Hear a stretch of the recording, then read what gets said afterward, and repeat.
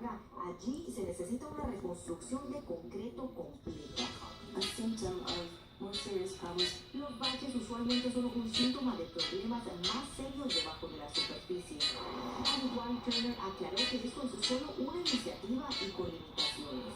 If it rains, they can't do their work. Si llueve o está más frío que 45 grados, no se van a poder arreglar los baches. Además, no quiero que la gente tenga la expectativa que van a manejar en calles reconstruidas desde la noche a la mañana. Turner además agregó que de 22 reportes diarios acerca de baches en Houston, estos ya alcanzan un poco más de 100 diarios. What are you doing, baby? Es una muestra de que la gente está What are you doing? What is that?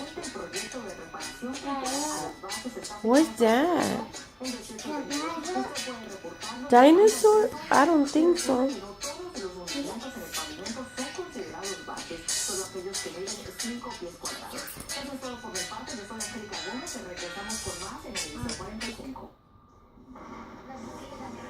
Y es momento de celebrar el último boleto de la lotería. En estos instantes se van a